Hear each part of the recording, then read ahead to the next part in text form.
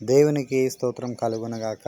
ఈరోజు దేవుని వాగ్దానము సామెతల గ్రంథము 3వ అధ్యాయం 10వ వచనము. అప్పుడు నీ కొట్లలో ధాన్యం సమృద్ధిగా నుండును, నీ గానుగల నుండి కొత్త ద్రాక్షారసము పైకి పొరలి పారును. ప్రియ దైవజనమా, ఈ వాగ్దాన ప్రకారంగా మనము ఆశీర్వించబడాలి అంటే దీనికి చేయవలసిన ఒక పని, ఆ పని ఏమిటంటే మనం మొదటి ప్రాధాన్యత దేవునికి ఇవ్వడం. సమయం కావచ్చు, ధనము కావచ్చు.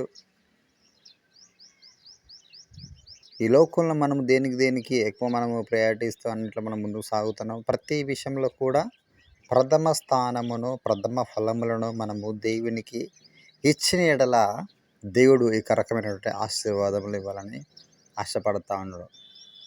ప్రియ దైవజనమా, మన కుటుంబంలో ఏదైనా చేస్తే ఇంట్లో ఎవరికి ఇస్తాం మనం అంటే, మనకి ఎవరైతే బాగా ఇష్టమో ఆ ఇష్టమైన వారికి మొదటగా ఆహారం పెట్టడం కావచ్చు, వస్తువులు తీసుకోవడం కావచ్చు, స్పెషల్గా ఉండడం కావచ్చు, ఇవన్నీ కూడా మనము గమనిస్తూ ఉంటాం. ఈవెన్ మనము ఇంటికి ఏమైనా గెస్ట్ వచ్చినప్పుడు కూడా ఇది వాళ్ళ కోసం చేసింది, మీరు ఫస్ట్ వాళ్ళే తినాలని చెప్పేసి మనం కొన్ని డిసైడ్ చేస్తాం. మనము కూడా దేవుని ప్రేమిస్తూ ఉంటున్నాము, కానీ ఆయనకు ప్రథమ స్థానం ఇవ్వడం లేదేమో. పరిశుద్ధాత్మ దేవుడు ఈరోజు మనతో మాట్లాడుతూ ఉన్నాడు.